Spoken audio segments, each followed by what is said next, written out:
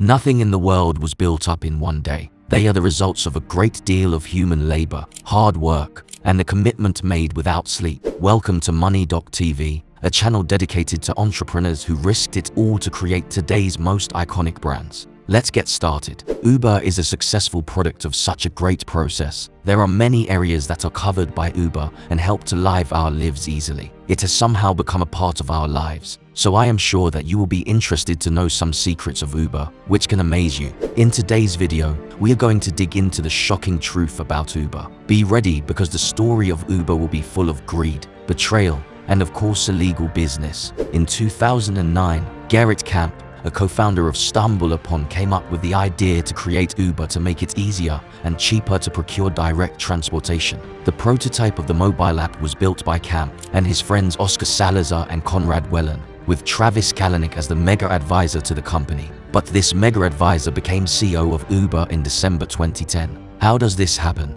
Let's find out. Travis Cordell Kalanick was born on August 6, 1976, in Los Angeles. In middle and high school, Kalanick was known to be competitive and driven to win. He had excellent marks in his studies, played football, and was a track athlete. This super smart kid had a secret to hide from the world, and that his little Travis was bullied by older students. So he chose to busy himself with work to escape from others' attention. Fortunately, it was the beginning of a successful businessman who can never be bullied by anyone. As a teenager, Travis sold kitchen knives around his neighborhood by going door to door for the direct sale company Cutco. Also, he started a test preparation company called New Way Academy at 18 years old, together with the father of a classmate. He was very impressed by his sales experiences, and after graduating, he went to the University of California, UCLA, to study computer engineering and business economics. In 1998, Travis dropped out of UCLA to work at the startup Scour full-time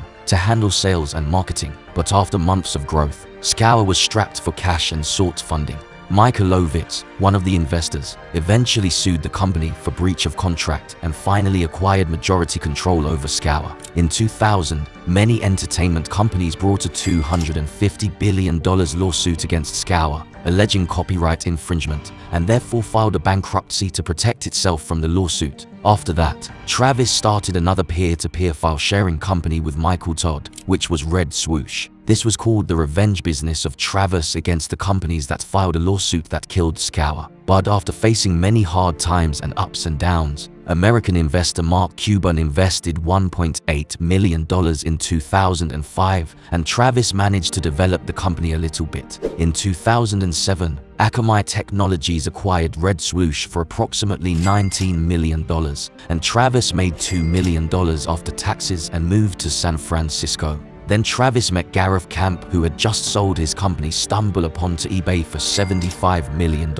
They both were frustrated with taxi services in San Francisco and had found hiring drivers with upscale black car services inconvenient and expensive. So it was the start of a new business model that could hail luxury vehicles directly from the user's smartphone. The mobile phone app Uber Cab in San Francisco allowed users to track the arrival of the car on the interactive map. At launch, Ryan Graves was the CEO and held the position for around 10 months before being removed in favor of Travis. Kamp and Graves signed over a big part of their shares to Travis and gave him a significant degree of control over the company as the new CEO. The San Francisco Municipal Transportation Agency served Uber Cab with a cease and desist order in 2010 October, warning that they were in breach of regulations in the city and could face significant fines if they continued to operate as a taxicab company without appropriate permits. This was the cause for the name change of the company from Uber Cab to Uber, and directed the company to ignore the orders and continue operating.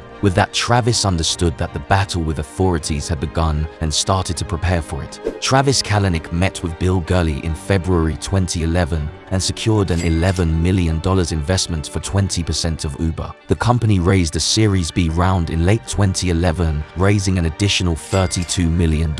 From learning past experiences, he ensured that the terms for all investments strongly favored himself and Uber. And also he obtained a $250 million investment from Google Ventures with a valuation of $3.5 billion. Travis invested a lot of money to popularize Uber among people, which caused a huge loss to the company. He made a deal with TNT to buy thousands of iPhones at a discount price for the drivers, who got more rides. Also, to attract passengers, Uber gave free first rides and discounts. Although it brings a huge amount of money lost, people love it and it is popular in other cities. Travis invented many things for the growth and expansion of Uber. It went well until 2012, the time when he launched the new service UberX. There were many problems in the system which allowed anyone with a driver's license to drive for Uber. This caused many legal problems. Travis informed drivers about Uber's policies through the app and also developed a spy software Greyball to detect and block when police or local councils tried to enter the app. He made many changes in the company, like changing the laws for contract workers to avoid them gaining full benefits from Uber. When Uber started to fight against Lyft, it followed many things, such as giving drivers promotional codes that give free money, using software to track and locate the vehicles of Lyft, and blocking investors from investing in Lyft. But eventually, investors of Uber broke their bonds and people started to know the dishonest and unethical business model of Uber, which caused the ban of Uber in many cities. Uber suffered a huge reputation and financial loss at that time. Also, the media started to report about Greyball, the spy software of Uber. With that, many scandals of Uber came out. Sexual harassment and many other forms of discrimination were rife at Uber's corporate headquarters during Travis's tenure as CEO. When the news of Uber bribing police officers in Indonesia and credit card fraudsters using Uber for their drug and sex trafficking, Uber faced many serious issues. With time, Travis updated the Uber app so that it could track people even when they finished their rides. There was mainly personal data of over 57 million on the system, and in recent years Uber had to pay millions of dollars to cyber criminals to cover up their huge database. Facing all situations, Travis wanted to enter the global market. He spent billions of dollars to conquer China, but when it failed, he was frustrated. In 2017, a video went viral which contained an argument between Travis and an Uber driver. This upset many users of Uber, and the other co-founder of Uber, Garrett, openly showed Uber's future plans for self-driving cars. Although he knew that Google was working on it with another company, he never stopped the interest in asking Google engineering about their technology. But when Google lawyers accused Uber of trying to steal their trade secrets, Uber soon stopped. However, Travis worked hard to build this business empire. Lastly, after many ups and downs, Travis announced in an email to Uber employees that he would step down as CEO in 2017. He was forced to do so by the board of investors. Following his resignation, Travis retained his say on Uber's board of directors. On December 24, 2019, Travis announced his resignation from the board, and soon he sold off shares which amounted to about 90% of his shares for $2.5 billion.